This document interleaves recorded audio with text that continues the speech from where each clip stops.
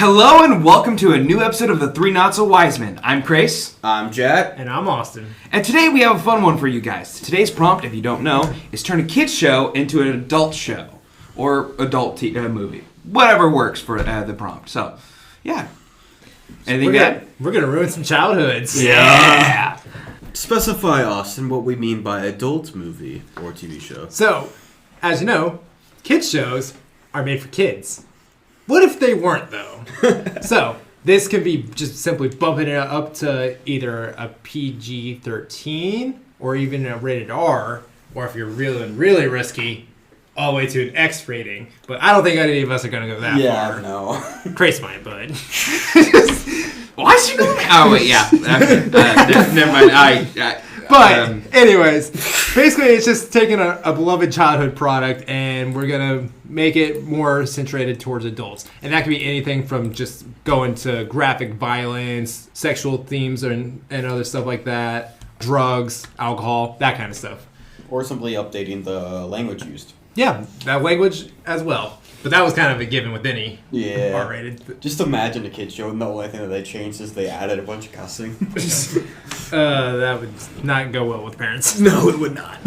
Alright, but with that, does anyone have anything else to add before we get into it? Let's go over some of our favorite kid shows. We haven't done like a background thing in a while because all the prompts we've had fit into other stuff. Yeah. Yeah, because like at the beginning, and Krais is giving me a confused look I'm just trying to think of when the last one was. that we did that. It's been a while because we get. We've had a couple specials in between, and So the last one probably would have been the Mobster movie. Yeah, I think that most of one would be it. Yeah. But so kids shows. I grew up watching the PBS Kids stuff, and then I watched a little bit of Nickelodeon, but then I mostly went right into Cartoon Network shows. Network, So, like PBS Kids, I remember really enjoying Wild Kratts, Arthur, Classic. and Curious George. Yep. Those were some good ones. Nickelodeon, like SpongeBob was on every now and then, but it wasn't like Nickelodeon. I didn't have a whole lot on. For Cartoon Network, that's a different story. But even then, like when I was watching Cartoon Network, it was a little bit more mature. So like it was Teen Titans, the original Teen Titans cartoon. Ben 10, Alien Force, and Ultimate Alien Force, that kind of stuff. Even Omniverse, I thought was pretty good. Yeah. And then Regular Show is my favorite cartoon, although I wouldn't classify that most of those Cartoon Network shows as exclusively kids shows. Yeah. For Curious George, could you remake the Planet of the Apes movies, but just instead of... Instead of Caesar, it's George? Yeah. Can you do that for me, please? I want to see that. George. The Rise of George. The Rise of George. He couldn't take the big man with the yellow hat serious anymore. One day, he mistook the hat for a banana. And then the war began. The war for the Planet of the Apes. Oh my gosh. Alright, Krais, do you want to go over me? You can go. Okay. I watched a ton of different TV shows, kids shows growing up because it switched from what we had available to watch. But some of the ones that I remember, besides the really obscure ones I don't even remember the name of, Arthur was a big one because I remember, I forget his name, but the bunny, he had asthma. And Buster, yeah. And I watched that episode shortly after I was told I had asthma. So I was like, I can relate to that guy. I feel seen! Yeah, exactly. Going a bit younger. Winnie the Pooh. Classic. Blue's Clues when I was really young. Oh my god, yes. The Wiggles, when I had a Wiggles birthday, way when I was really young. That was the first birthday I remember. But going on a little older, it was like Ben 10, Avengers Earth Mightiest Heroes. Oh, yeah. Yeah. Oh, yeah. I guess Fox Kids was another good network, although... But, Fox Kids... Yeah. There's still some stuff like Johnny Test and... Yeah, I did watch Johnny Test until my mom saw an episode. I don't even remember what the episode was or was about, and she was like, you're not watching that again. My parents loved Johnny Test. Yeah. I don't know. Mine did not. I think it was probably because the sisters were, thirsting over the neighbor guy or something like that. My mom just laughed. Said, girls are weird. Yeah. I remember, Digimon, the original Digimon series. Oh. I loved that until, well, of course, the original Pokemon series was part of my childhood. But the original Digimon series, I remember there was Angemon and then Devilmon, or whatever his name was. When Devilmon came up, my mom saw that. She's like, "You're not watching the show again." Which, like, to be fair, like, there's some really... Another channel is the Disney Channel. Yeah. But I don't want to get into that. I didn't get a whole lot of, like, Disney Channel. I got, like, Disney XD, but even then, I didn't watch a whole lot of that. Yeah. I got, like, Phineas and Ferb. Yeah. Phineas and Ferb. Oh. Mwah. Yeah. Is it? In all fairness, I will hurt you if either of you touch Phineas and Ferb. I'm not. Oh, I wasn't. Okay, cool. Phineas and Ferb. I like that one's like you don't tarnish Phineas and Ferb. No. that one's too good. Yeah. I don't know. There's just Oh my too many god! I good just ones. remembered. What? The new season, the revival season, comes out this year. Yeah, I didn't know there was I know. Yeah, the original team is working on it and everything. That's awesome. So yeah, another thing to look forward in 2025. Yeah. Woo! All right, sorry, Chris.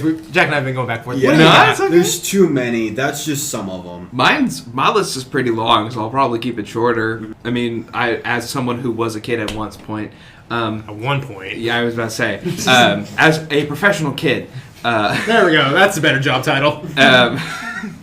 there was Imagine putting that on a business card.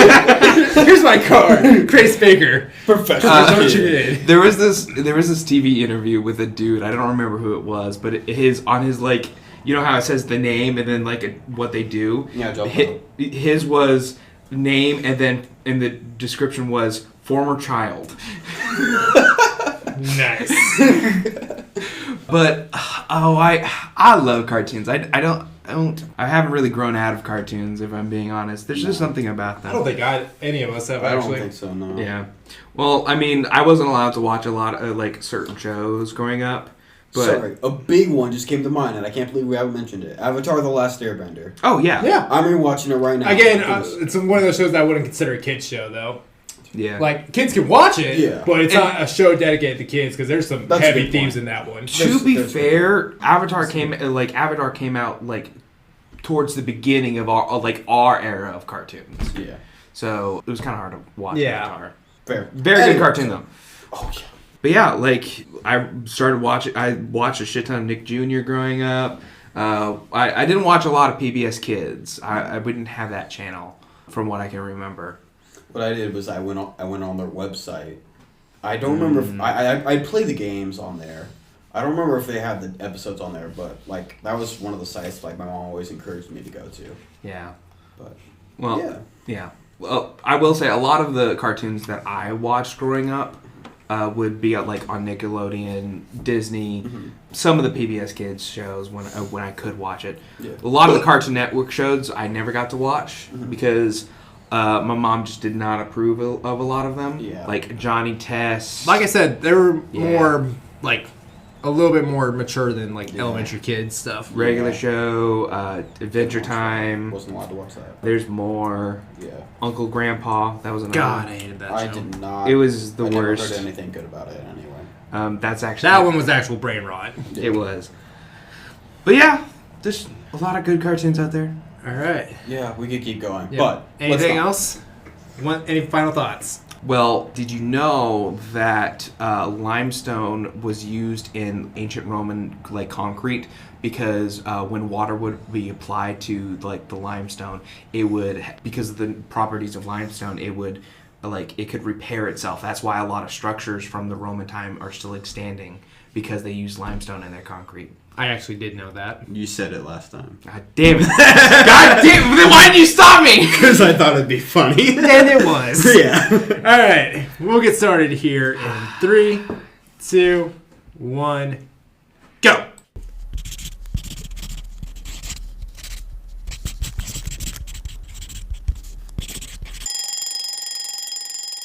Woo! Answer. Okay, yeah.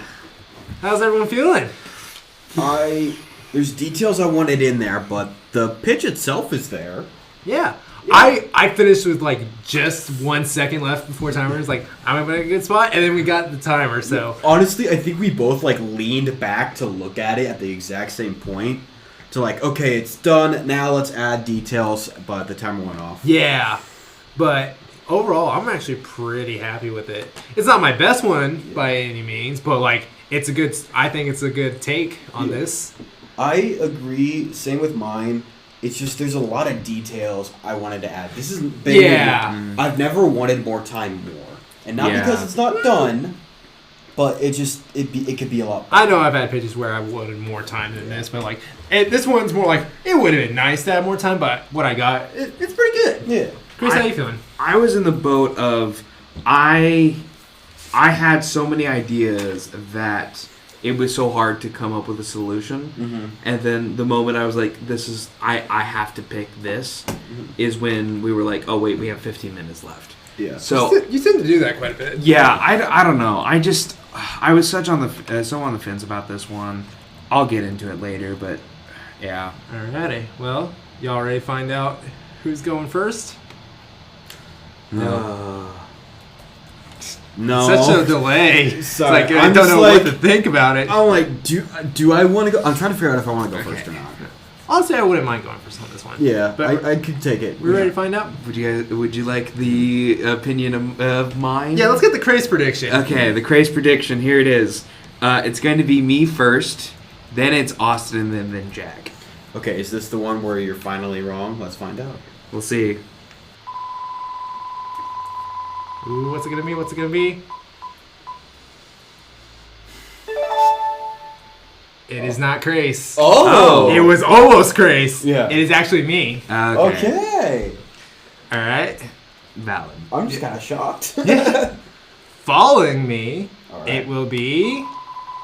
Quick, call it out. Me? Okay. Grace says me. Krais, you're off to a rough start for 2025. Because it's you, Krais. All right. With Jack ended it. Yep. All What's the word I'm thinking of? Goodness.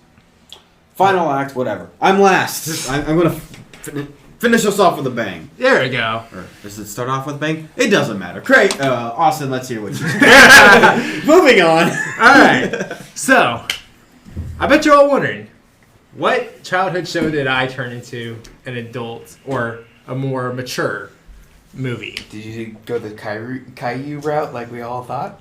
No, but that would have been a very serious drama about cancer. Yeah. But what I decided to do is I decided to put a spin on Clifford the Big Red Dog. Oh. Okay. I don't know how I feel about this. Let's go. All right. So the generic thing that a lot of people like to do with these childhood things into more mature stuff is they instantly go down the slasher route. Yeah. And with Clifford the Big Red Dog, you could see it being some sort of big horror movie. Yeah. I decided to go a different approach to it. Okay. I decided that I wanted to make Clifford more like Godzilla. So I decided to go with a giant kaiju or just giant monster roaming through New York City. Is the reason why Clifford's red is because blood now? Nope. I have a different reason why he's red. Oh, no. But I do have a reason. Okay. He does have a reason. All right. All right, so the synopsis, as simple as it is New York City finds itself in peril when a giant red dog runs rampant through the city. Mm-hmm. Yeah. Simple enough. Yeah. Okay. So, getting to the plot points. The movie begins with a nuclear energy plant that's running experiments on golden retrievers, thinking that they can use it for some sort of new energy source. Is this a Planet of the Apes thing? It's Planet of the Apes. But Clifford instead of Curious George. Sorry, A keep little going. bit. So, a young pup named Clifford is selected to undergo the test, which goes horribly wrong, by the way. And Clifford begins to grow. And as he grows bigger and bigger, his golden fur, because they're all golden retrievers, the gold slowly starts to deepen into a dark red. And as Clifford grows, he eventually starts to bust out and destroy the whole energy plant. Mm-hmm. And then he begins to run out into New York City. As Clifford runs rampant through the city, the army begins to come in and set up at headquarters and recruits Clifford's handler, Dr. Emily Elizabeth. I assume that's the kid. I don't remember any name. It's the kid. It's the girl. Yeah. So Emily Elizabeth then tracks down Clifford and seems to calm Clifford with him lowering his head to let her pet him when suddenly two helicopters shoot missiles at Clifford. Of course. Enraging him and cause him to charge through the streets and chomp down on the helicopter As he chomps it, it explodes in his mouth, leaving Clifford perfectly fine. Oh, okay. So Emily Elizabeth then goes back to Army HQ and challenges the man in charge on what the hell was he thinking. Mm-hmm. Where it's revealed that the Army would like to subdue Clifford and use him to create a new species of attack dogs for the military. As you can tell, I went very generic with, the military wants to use it for military purposes. Yeah. But, I think it works. It works. Emily Elizabeth then decides to go back out and help Clifford, and the general gets into a helicopter and starts heading towards the city. Emily Elizabeth then finds Clifford, who is chewing on a Mustang like a little chew toy. Oh. And she begins to calm him down, allowing the people in the car to run away. Oh. Sorry, I didn't think people were in there. So yeah, they were in peril. Yeah. But as she begins to scratch Clifford, the Army arrives and begins to tie down Clifford, throwing ropes over him, drag him down, and starting to shock him with the electric sticks. Yeah. At the same time, they grab Emily Elizabeth and start pulling her away and start restraining her. As she begins to fight, she looks up, and as she sees the military hurting Clifford, she looks at him, and of course this would be with like slow summer music, maybe a little bit of slow motion going on. Mm-hmm. We then see her call out Clifford's name. Yeah. And with that, we zoom in on Clifford's eyes, where we see him look at Emily Elizabeth, and then we slowly see it turn into angry eyes, where he starts to rise up, and he starts charging through the streets, trampling on soldiers, throwing tanks around, all the way to get to Emily Elizabeth. They go to the back, crushing them. And then, yes. Death, destruction. A little bit of explosion there. Yeah. Then once he reaches to where Elizabeth is, Clifford chomps down on the soldiers and like tosses them into buildings. We see one guy go through a window. The generic like scream in television, just yeah, we'll have the Wilhelm scream. Yeah. Real quick, how big is Clifford in this? For some context. I kind of wanted to say like anywhere between 30 to 50 feet. Like I said, I was going the Godzilla route, so like he's a big boy. Yeah. I was just trying to figure out, because that's for feedback. Yeah. Okay, 30, 50 feet, gotcha. And then after all the soldiers are down and Elizabeth's back up, Clifford looks down on her, as in like checking to see if she's okay. When we hear the general in the helicopter speaking over the speakers, saying, "Lay down, you overgrown mutt." Clifford then growls and then starts to charge up and does a large sonic bark that sends a shockwave that's so loud that it rambles up the helicopters and causes them to crash into each other, leading to a fiery crash down on the ground. The general then emerges from the wreckage. He's struggling out that, and then we see him looking up, and then we have a giant cloud of smoke, and then the smoke starts to clear. This reveal Clifford. Oh. Looking down at him with snarling at him. Yeah. And then General tries to do the same taming technique that Emily Elizabeth does, and Clifford lowers his head like he's going to do that, takes a big sniff, and then chomps down on his arm, slowly raising the general up, and then tossing him up in the air, and we just hear the general screaming as Clifford begins to chew on him and chew on him. Oh, you show it, or at least hear it? You at least hear it, yeah. Yeah, with the bones crunching and Oh. stuff. Probably won't see it, because what I'm aiming for is not rated R, but more PG-13. He then looks back at Emily Elizabeth, and then she's like, "Let's go, Clifford." And so then they start to go out towards the outer parts of New York City, towards the forest edge. And what I was thinking is like it'd be about fall, so it's autumn leaves, so it's gonna be more orangish, reddish, yellow tree leaves in the area. And then she takes him out to the edge of the woods and tells him that Clifford would be safe out there. Clifford lowers his head and then nudges Emily Elizabeth, who hugs him, and then says, "You're my good boy." And then after one final look, Clifford then turns and begins to run out the forest, and we end the movie with him with an overhead camera of seeing him run out through the forest. And that's where it ends. All right. Do you want to go first, Tim? You can go first. Okay. So, first thing is, I was originally going to say, this seems short, but then I realized how much of an action kaiju movie it is, so, a scene you describe in one sentence could be up to, 10 minutes long.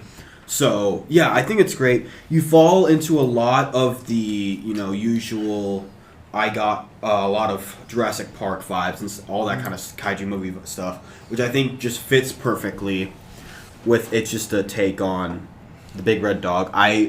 What I really loved was that, what's the girl's name again? Emily Elizabeth. Emily Elizabeth. You said it like 10 times. I couldn't remember. Emily Elizabeth. I'm glad that she was still... Clifford had a human he, trusted still. So that's something I really liked. Because sometimes you just don't have that. And it'd be like Emily Elizabeth running and trying to calm him down, but he's just completely wild. I like that. I'm trying to think of other stuff to say, because I think you played it pretty safe. Mm-hmm. But there wasn't a lot of bold stuff you even could do with this. Mm-hmm. So I think it just... pretty dang solid altogether. Yeah, and I acknowledge it's pretty generic and some of the lines are very cheesy, but it's if you look at the 1995 Godzilla movie, that was kind of a big inspiration behind that one. Yeah. And so I was like, let's toy around with that. It's not going to be this grand Oscar-worthy thing, but it's fun and it still has some of the sentimental points. Yeah, yeah. And for some reason, I was thinking a lot of the movie Rampage with Dwayne Johnson. God damn it, Jack! Okay, so that's what, But I like that you didn't have, another, air quotes, monster in there for, him to fight. I like that it was just him against the corrupt military, or maybe not just corrupt, just the military, which, I just wanted a classic monster military thing. Yeah, exactly. I think it was really great all around. Yeah. Yeah. Well, unfortunately, Jack kind of took one of my big bullets of points. It reminds me a lot of Rampage, which I really enjoy. Yeah, I think of Rampage. Yeah, it's almost beat for beat, but in terms of the only thing I got from Rampage, let me clarify, is the fact that it's in Rampage it's Dwayne Johnson and the gorilla. Mm-hmm. What was his name? Snow, Winter, something like that. I don't remember. Anyway, is that they had a really strong bond that helped them through it. That's the only thing I got. So the moments were still there. That's what I got from Rampage. The only thing was missing was other big animals but that's the thing that made Rampage. Anyway, that's what I got from the movie. Can you clarify something for me? Yeah. What were they doing with the dogs at the beginning?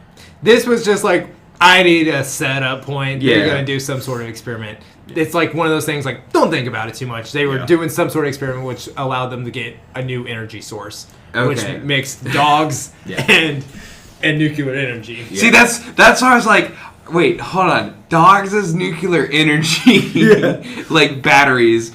Oh, essentially, yeah. Yeah, it's hilarious to me. Yeah. And I had another thought. Yes, Clifford biting down on the general's arm to toss him up and chew on him. That's why I wasn't so confident on his size, because it needs to be he's big enough to cause a lot of trouble and stuff, and be able to destroy stuff. But I still want him to actually eat people. Yeah, I just think if a monster that size would have chomped down on the general, that arm would have gone clean off instead of just being able. Clifford could be very gentle with it, but dogs are able to do stuff like that pretty easily. Mm-hmm. I think it works. It when I think of size for Clifford and how you describe this, it makes me think of the Indominus Rex from Jurassic World. Mm-hmm. Around that size, however tall that is. Yeah. Yeah. Yeah, I was kind of playing with the comprehension of disbelief. Yeah. So it's if you get around the fact that a nuclear energy plant was using dogs. Yeah. And then there's gonna have that inconsistency of how big Clifford's actually able to do and stuff, but it's just been more hey, this is a nice B-level movie. Yeah. Yeah. I agree. I thought it was pretty good. Yeah. And it was an interesting choice for sure. Yeah, I just didn't want to go... It was a good one, but interesting. I just didn't want to make it a straight-up horror movie. Yeah. I was that's kind of generic, and that's what everyone's go-to is. Yeah. Let's just make it a little different. Obviously, he's a giant, big red dog. Yeah. You're going to make it something monstrous, so why not go full scale and do other giant monster movies? Yeah, exactly. But yeah. Yeah. Sorry, you said that's what they've been doing, and I just flashed back to the Winnie the Pooh slasher movie. Yeah, they just did Peter Pan too. They did. Yeah. Anyway, but yeah, Krais, what do you have for us? Okay, I would like to clarify first. My first pitch was going to be Super Y meets Word Girl. Okay. And then I realized their origins are way too different, and I didn't know how to combine the two. Because Word Girl is basically just Superman. Yeah. I did not know that. Interesting. Yeah, like what I thought her powers was she was just a normal like high school like a kid. Yeah. That was like I love reading, and I was given the powers of words. Yeah. But no, she quite literally it's the exact same story of Superman. Yeah. She was lived on another planet, came to the city, and just started protecting the city. It was she's hilarious. just smart. That's what they just use her for like vocab. Yeah. She's just really smart. And she knows all the words of Earth. Apparently, I don't remember that show as well as I thought I did. Yeah, neither did I. So my like traditional folk fairy tales pitch idea for Word Girl and Super Y was not going to work. No. So I had to come up with a plan B just for this. Okay. And my plan B was a Dora the Explorer and Go Diego Go movie. Oh no. Because I know that one a little bit better, but Okay. So, couple of things first. Dora is the head of she's a part of an explorer family line. Her mother was an explorer. Yeah. And she goes on adventures given to her by a university. I didn't specify what because I didn't have time. So basically Indiana Jones. Yeah. Yeah. I was thinking more Tomb Raider, but that's... Basically, Yeah, I can see that. job-wise. Yeah. Archaeologist. Yeah. So she's looking for her next big adventure. Okay, she's gone all over the globe. She's very well renowned, but she hasn't found anything in a while until she discovered a old textbook from her mother. Mm-hmm. It depicting a ancient relic that is like a jade jaguar. Okay. And Dora's like, I'm going after that. Mm-hmm. And so she has to reach out to the one family member she does not want to have a conversation with, her cousin Diego. Mm-hmm. In my mind, there is a rift between the two because their family started out as a pet sanctuary group. Yeah. But Dora's mom wanted to go out into the world and like be a treasure hunter. Yeah. And that caused a rift in the family. Mm-hmm. So, yeah. A couple of other things. Dora's friends, the animals, are members of her crew. Mm-hmm. So there's Benny, a.k.a. the bull. Who's Benny in the show again? Benny is this blue cow in the show. Okay, I just need to look these up. Keep going. Yeah, he's this blue cow in the show. Technically, he's a bull, but I made him an actual human. I made them all human. Except for Boots, and their like animal name is their code name. Like Benny, aka the bull. Yep. He's the muscle of the group. Izzy, aka the iguana. She's kind of like the guy in the van for the group.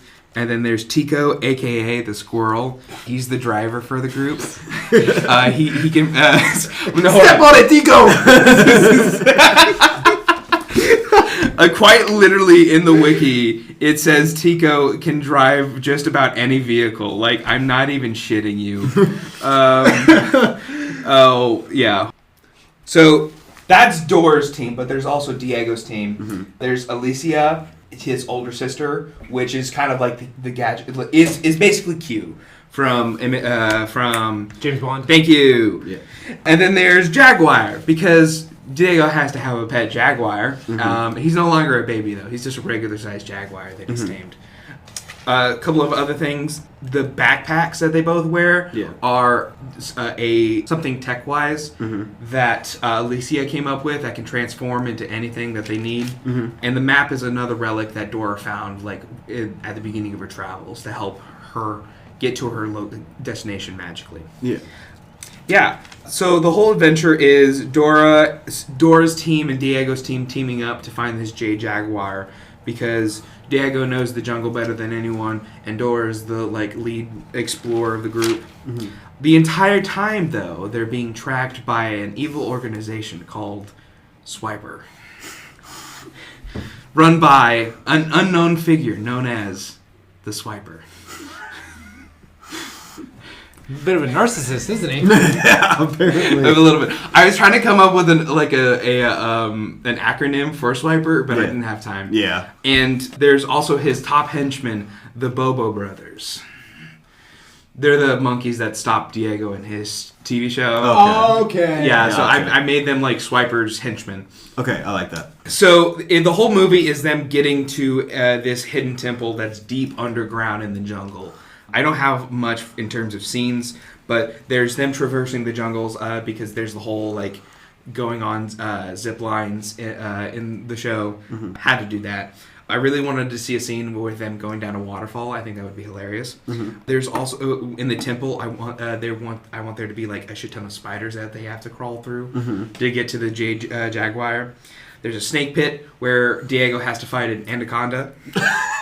And also, I stole this from Gravity Falls, but dinosaurs. There was a big episode about dinosaurs in Go Diego Go, and I was trying to figure out how to do that. In fact, one of my first thoughts for it was to do that episode, but just make it a little bit R rating. Yeah. So I'm technically stealing this from Gravity Falls. It would be cool for them to find like a cave full of amber crystallized dinosaurs. Yeah. That's like in between them and the Jade Jaguar. Yeah. And finally, my last thing is the Jade Jaguar has an effect on animals, making them using animals to help protect this artifact. Okay. So the deeper into the jungle they go, the more like the animals get upset, and so Diego has to help like calm them down using their knowledge about what this animal does to like get them to calm down and get them out of the stop the effect of the Jade Jaguar. I only have one death in the entire movie, and it's Tico. He's the sacrificial lamb. Why Tico?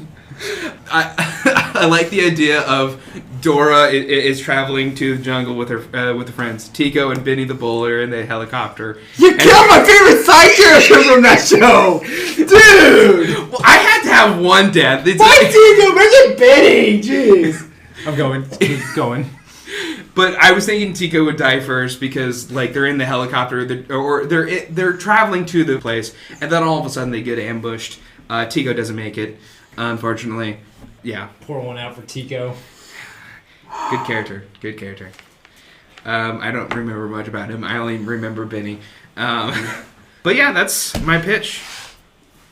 I'm gonna open it up with a question before we get to feedback. Yes. Where's Boots? Oh, sorry, I didn't mention that. No, you didn't. I have it written down though. Boots is Dora's pet monkey. Okay. That's all he is. That's all he is. He's the most iconic character besides Swiper I and freaking Dora and Diego. I couldn't think of a. I'd argue he's more iconic than Diego is. I mean, Yeah, for sure. Hey, okay. My cat is named after Boots, so you know what? I just forgot to mention him. Sorry. Okay, he's a pet monkey. Okay. I couldn't think of anything else. Like, what is he? The demolition expert? Yes. Monkey like chaos. Yeah. Or just literally just a sidekick. Monkey make things go boom. Okay, so what you're saying is I shouldn't have scrapped that idea. Yeah. Yeah. All right. I couldn't figure out a way to put it into the story. All right, I guess we'll start with that. You messed up Boots. Yeah. You reduced Boots to just being a monkey pet. That's all he is in the show. That's not what he He has personality in the show. That being said, I do kind of like this approach, though. Like, I mean, if you're gonna make everyone else be more, like, make it more like a spy organization or something like that, I think it's kind of cool, especially since you're turning them all into humans, and that way you still got that. Yeah. Obviously, you're changing it up from them being animals, so you kind of lose that little charm to it. But honestly, I kind of like the approach to it.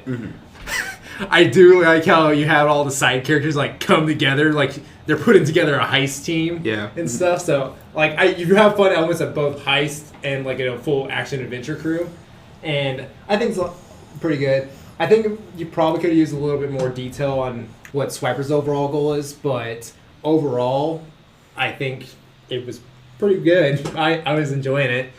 You killed Tico though. But listen, to make it a little bit more PG-13, I had to kill someone. Yeah. But Tico! Tico! I don't But remember. you killed the driver. Yeah. You killed the driver. Not. Yeah.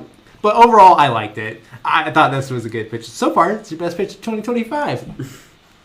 Which isn't saying much, but it is a wide margin. It is a pretty good one. Yeah. What do I want to say about this? I really liked the dynamic you had where Dora and Diego were estranged family members that have to come back to that. I really did like that. I don't know how I feel about turning the animals human. I do think it's a good approach objectively, but just my personal opinion, I don't know how I feel about it. But I do think it was a good choice for a pitch. Does Diego's Jaguar is he just a Jaguar in this? Yeah, pretty much. Okay, and then Boots is just a... So you made their sidekick characters just pets. Yeah. I didn't want talking animals. No, but That's you fair. already turned other animals into humans. I don't know. I personally did not like that approach, but It has some merit to it. it does. It's not like the worst approach you could have done. It's just No. like it's preferred that they stay in animals. Yeah, and I also don't know what else you would do with it, so I can't really judge. I like what you did with backpack and map. I think that was really clever. Mm-hmm. Yeah, but I'm looking at like the characters, and there's some I completely forgot about. I think a lot of these were just you didn't have time for, but like there's some of the like characters that get in the way you could have definitely put in there, and you probably would have if you had dived into the scenes. You could probably have a scene where they make cameos and such. Yeah, overall, it seems like what you would expect from this, but also you added some things that really made it unique that I did like. There's a few things I have beef with, but overall, I do really like it. So yeah. Let me guess, Tico. Yeah. Jack's only mad about Tico because I'm mad about Tico. Yeah. Jack didn't even know. I think Benny would be a better sacrificial character, or I think maybe if Boots or the baby Jaguar were human, have one of them be the sacrificial one. Boots be like the sacrificial one, and it'd be like a big major thing. Yeah. I see, personally... It's a big, bold move, but I think if you're going to do that, do Benny or Boots. Well, the reason why I killed Tico is because he's the driver, and there Yeah. wasn't really... If he was alive for the majority of the movie, they would have just flown there, or like you drive there. So there wasn't a reason for him to stay. So I was like, dead. Okay. Benny, I could see dying later, just not like right off the bat. Make him like Buck in Planet of the Apes. See, I fucking knew it. Making the big beefy guy that makes the sacrifice play. Mm-hmm. Yeah. That's why you didn't do it. Gotcha. All right. Krais likes Buck. All right. He was my favorite character. He was like everyone's favorite character. He was a lot of people, maybe not favorite, but I think of all of us three really liked him. He was good enough as a side character. Okay, you and I really liked him. Anyway, Jack, what do you got for us? Anyways, Whose childhood are you ruining now? probably a lot of people's. Okay, so I'm just gonna start by saying the name of the movie. The Magic School Bus. Take Chances. Chance. Oh my god. That has so many meanings. That could go way. Go. Please stop me before it Okay, gets too dark. let me do the summary then. Okay, because it's the first part of her catchphrase. Okay. 20 years after their class with Miss Frizzle, her students have set up lives for themselves, but they can't seem to fully move on. When rumors that the Magic School Bus was found being driven across the world, Arnold Perlstein, now working for the FBI, takes the case. After discovering the rumors to be true, the class must come back together to again stop the madness from happening again. So there's a ton of approaches you can do with the Magic School Bus. What I wanted to do was have them aged up, and this is, oh god, we're going through this horror story again. The title, Take Chances, is from Miss Frizzle's catchphrase, Take Chances, Make Mistakes, Get Messy. So, if there's a chance of this being a trilogy, it would purely be because you can have those titles. But if it's just the one, it'd be the full catchphrase. Anyway, so yeah, this is what it is. That's what it is. It's not turning the show itself into MA, but everything that you do with that is just really dirty, and that's not the approach I wanted to do. From what I've seen. Anyway, all right, so let's just get into this. I see all the thoughts going through your head. my brain went to cruising down to kill you. Yeah. At first, I thought you were setting it up to be like a drug that the Magic School Bus was. Like they just got so addicted to it, but keep going. That was a really good idea. Anyway! Alright.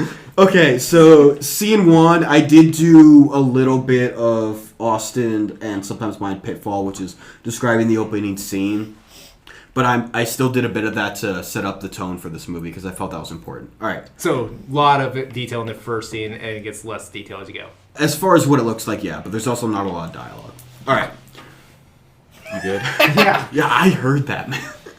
Alright. Just a static dude, I guess. Alright. Shocking. Sparks flew. I don't know. Anyway, alright. An old Russian nuclear site. A few guards are lazily on watch playing cards, when all of a sudden alarms start blaring out of nowhere. Warnings that the room where the warheads are being stored has been breached, and the warnings are everywhere. When entering the room, nothing is seen, and the warheads are gone. In the distance, a faint outline of a large vehicle is seen. So, yeah, that's what we're going for. Alright.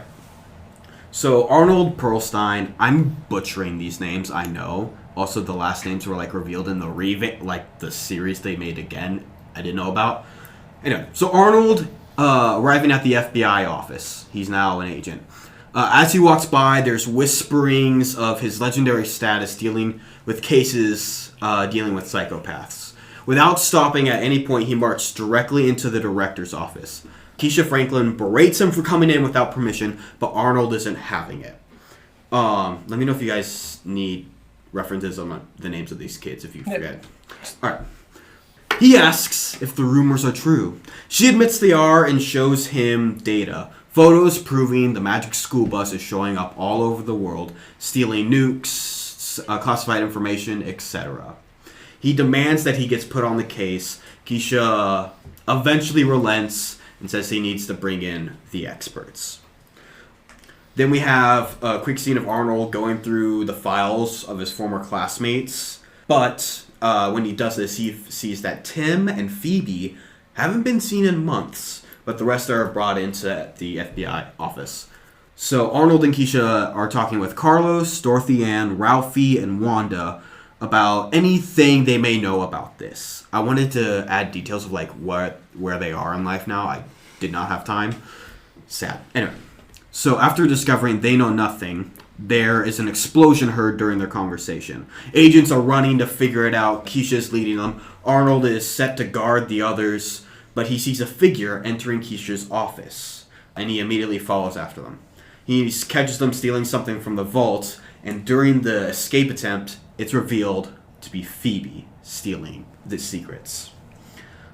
After this whole thing has started to settle down, Arnold asks what Phoebe stole, and Keisha reluctantly admits it's all the files on the magic school bus that were supposed to be destroyed along with the bus itself after the horrific event that ended up ending their class. It is also revealed that Keisha had recently started doing more tests on the bus when she discovered it was not destroyed at all.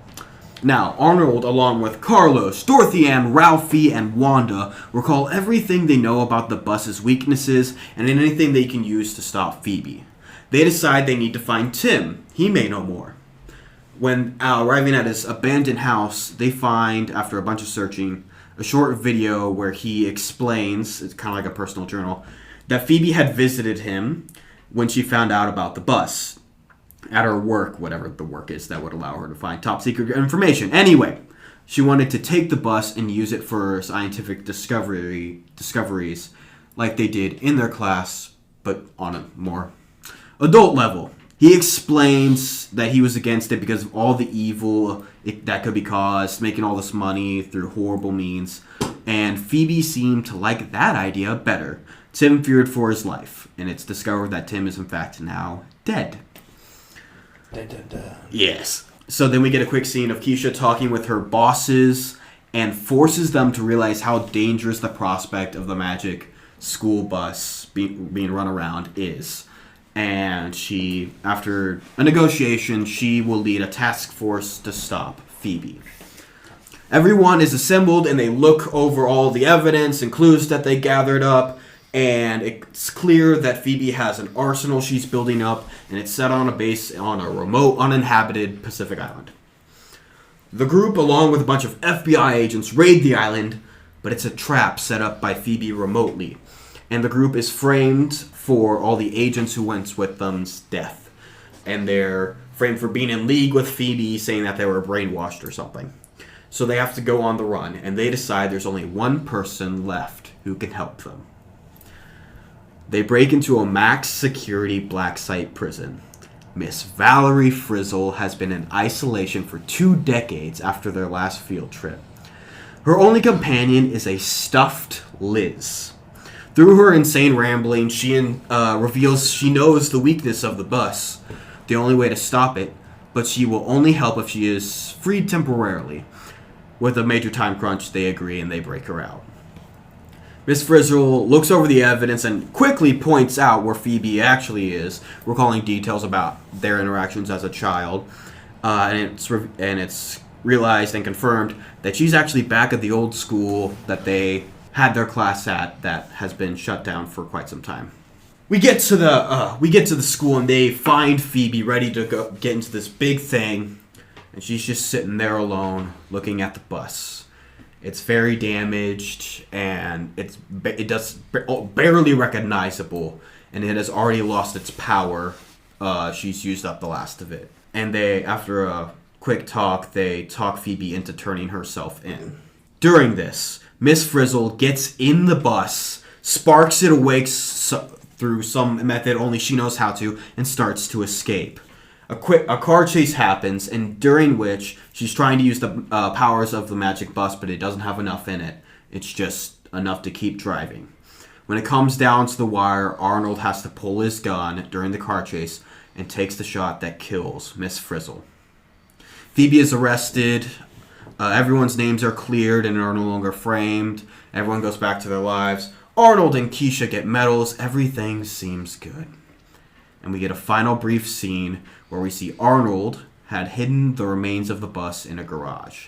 He looks at it, pulls a crowbar, bashes it in anger, takes a deep breath, pops the hood, and starts working on it. That's it. Interesting. You guys have 2 very different facial expressions on right now. Chris, you want to go first? It gives real It 2 vibes. That's what I was kind of getting with this setup of it, too. Like, when you said it, I was like, it sounds like It Chapter 2. I need to rewatch that. But it's like when they come back. Yeah. Several years later. That's why I was getting that. Yeah. Okay. And, yeah. What did Miss Frizzle get arrested for? Like, was she just blamed for it, or did she actually cause that? No, she actually caused it. Basically, it was... I left it ambiguous, and it was something I wanted to detail down, but ran out of time. Essentially, their last field trip, after she had done all the crazy ones safely, a bunch of people died, and there was this horrible, horrible outcome. And people realized, oh, this magic bus is real. This magic school bus is a thing, and it's actually a danger. And these kids have gone through this traumatic stuff. Is what it was. I didn't detail it down, but basically it was like they went on a field trip. Maybe they were in outer space and actually came crash landing and like made a crater and killed like an entire town. It's like really, really bad. Chris? I enjoyed it. I mean, I think it's... The Magic School Bus is one of those, like, IPs that I wouldn't feel like, oh yeah, you could definitely go the horror route with it. But I think you did a really good job doing that. Mm-hmm. I like the fact that you made Archie, is his name, right? Arnold. That's the one that's like, oh, I don't want to go, right? Yeah, he's okay. What's his catchphrase? Got his digestive tract. Yes. Yeah. I think I should have stayed home today. Yeah. All the way. By the way, all their catchphrases are coming up at some points. Question. Yes. How much do you remember from the TV show? Not much. Much, but I watched the first episode as research. Basically, what I did was after that, I just looked at some information. I didn't have time to watch an entire TV show. Right. I don't think you know this, but at the end of the episodes, there's actually a time skip at the end of every episode where we see like the kids from the TV show, like as adults, like and then they're doing like mini lessons for the kid, like the actual kids who watch the show, and they're being like, so here's how this is something important to know about today's episode, and it's kind of implied that Miss Frizzle's actually dead because they have like the lizard with them in every ending, so it's. I don't remember that. I'll be honest, I didn't watch the last 2 minutes of the episode, so I guess I missed that. But still, Nixing that. Okay. I turned it into an adult version. That don't work for an adult version. Fair enough. Yeah. See, I'm a little mixed about it. And it's not... I don't think there's anything inherently wrong with your pitch and how you did it. It's just more like, I don't know if it was the right choice with the right approach for this magic school bus. Okay. Like, there's elements that I really like, and like, I really like the ambiguous ending with, what you said it was Arnold that was reassembling it, keeping like, it has that effect of just keeping it, the evil going. I did like that, but part of it being like this kind of thriller manhunt kind of thing, but it's just the school bus itself was like, I don't know about that. And I found it weird with Miss Frizzle not necessarily being, like, she's just arrested, but she's not necessarily like the crazy one out of that.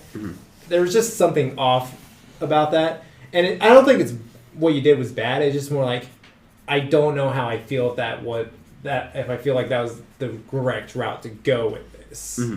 So I'm just more mixed because I'm not even too positive whether I like it or dislike it. Yeah. But it's like, I know it's like my route I would have probably made, like I suggested earlier, probably going the drug route and stuff, or maybe making Miss Frizzle the actual bad guy who is a lunatic.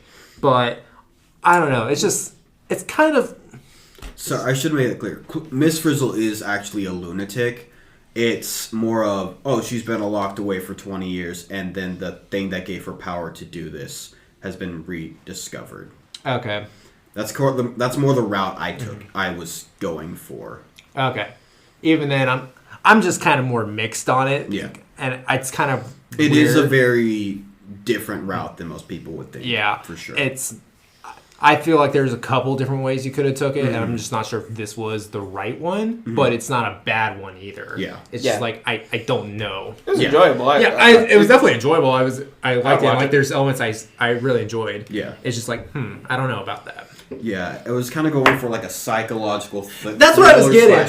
Almost spy-ish. Yeah, I was getting that. I was like, I don't know if I would go that route. Yeah. But, yeah, I thought overall it was all right. Yeah. I'm just a little more mixed on it. I wished I liked it more. Yeah. I just wish I could point out why I don't. Yeah. It's definitely one that's like, you can't put it into words. Yeah, it's very mind-boggling. The thing that prompted this idea was a scene where Arnold, who's now like a badass, walks up to a cell, like this super high-tech cell, and there's Miss Frizzle just like petting a stuffed Liz and turns around and smiles at him. That image just kind of sparked the rest of this. Okay. Yeah. Well, overall, pretty good. Yeah. I think everyone chose really good children's shows and adapted them pretty well. Yeah. I think everyone... I think you two, with the stuff you chose, fit types of movies that worked really, really well. And you had approaches, or you made choices that I thought were just really fitting and something I definitely wouldn't have thought of. That I just made it a lot more compelling than I would have expected from something like this. We also did three very different genres. We did, which was interesting. Yeah, mine was just giant monster movie. Yours Action was adventure. And yours was psychological thriller. Yeah. So, at least we got a good variety of it, too. Yeah, hey. Yeah. Big round of applause. Yep. All right. But with that, should we find out what we're doing next time? Oh, yeah. Yeah. All right. Let's find out. Let's get a think. I don't know. Please be good.